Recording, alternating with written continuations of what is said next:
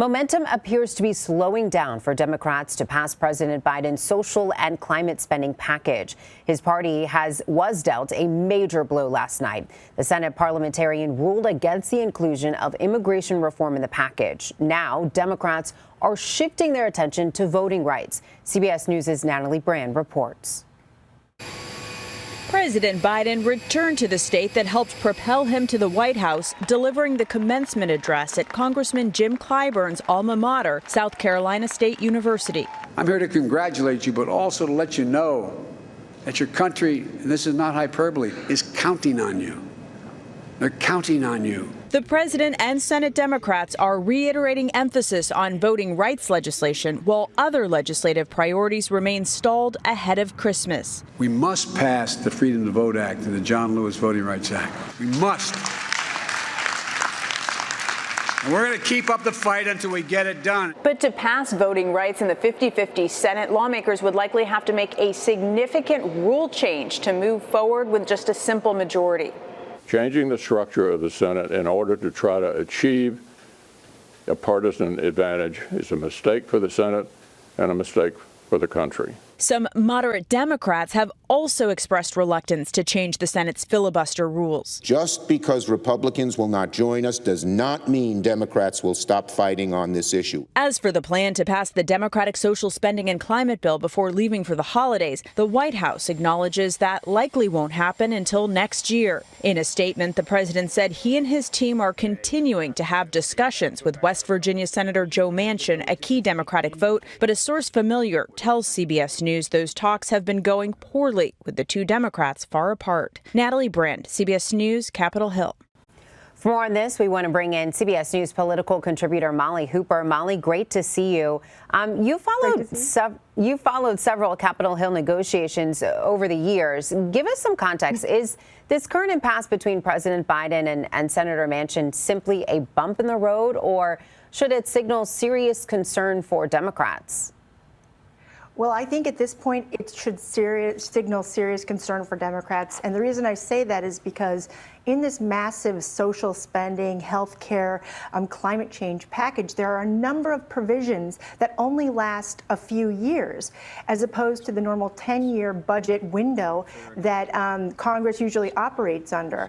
So when Joe Manchin said at the outset, I don't want to spend anything beyond $1.5 trillion over 10 years, well, the House figured out a way to show him $1.5 to $2 trillion over 10 years. They would just include provisions, key provisions, to last only a few years, knowing full well that Congress would likely extend those provisions each year, as we're seeing happening with the child tax credit right now. And the problem, Joe Manchin said, was that's just not honest. So he was able to get Lindsey Graham, a Republican, to get a score, a sort of a budget, the calculation for how much the entire package would cost if all those provisions were extended for 10 years. Turns out that number is closer to $5 trillion. The child tax credit expansion alone for 10 years, if it was extended every year, would equal something like $1.5 trillion. That's as much as Joe Manchin wanted to spend. So the reason that I say that Democrats are going to have a difficult time over the next few weeks is because if they want to get Joe Manchin's vote, and he is ostensibly a veto if he doesn't want to vote for it, they are going to have to cut back or cut out key provisions in this bill that could include things like long-term health care, other provisions that go for climate change, things that would cost a lot of money if they were extended again for 1 year for a period of 10 years. And Joe Manchin said he's so concerned with the rising inflation, which is not getting better, that he doesn't, like I said, want to spend more than that $1.5 trillion over 10 years.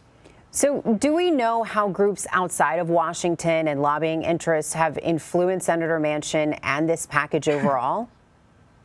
Well, they're trying, but I think that the people who want to influence him, these more progressive environmental organizations, they are not having much effect on his position. In fact, if anything, Joe Manchin has been able to tweak certain climate change provisions in the measure. For example, there's a methane emissions reduction provision, and instead of just incurring fees or giving fees to companies that violate it, Joe Manchin was able to tweak it so that there would be grants for companies to reduce their methane emissions, and then eventually get to a point where there's fees. So it's unclear how those outside groups are really impacting Joe Manchin. But again, Joe Manchin has said from the very beginning that his main concern is inflation, and he wanted that $1.5 trillion number. And Democrats thought that they could, sway him and sort of get him to come on side, so to speak. And it just hasn't happened. He wants to know what that final figure is going to be, and he doesn't want the budgetary gimmicks that maybe some Democrats over on the House and even in the Senate were trying to play with the bill. Molly, tell us about the immigration component Democrats wanted in this bill. Why did the Senate parliamentarian rule against it? Well, see, now this is another fascinating aspect of the Senate. For those out there, those viewers that are interested in the rules and procedures of the Senate, it almost feels like there are no rules at some times, and then there's completely stringent rules at others.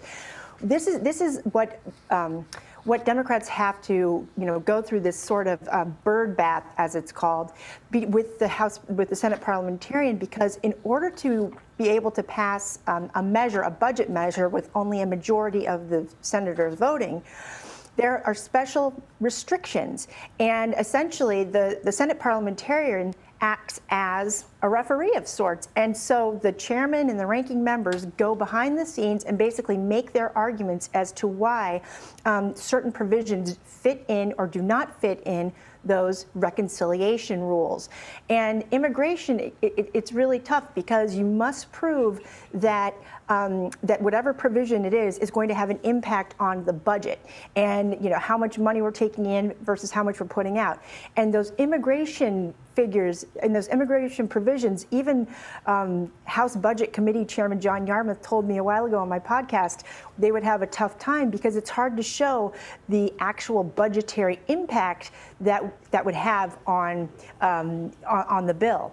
So there's a number of other provisions that Democrats would like to include that may have a tough time, but as of now, it's the immigration procedures that are really causing a lot of problems.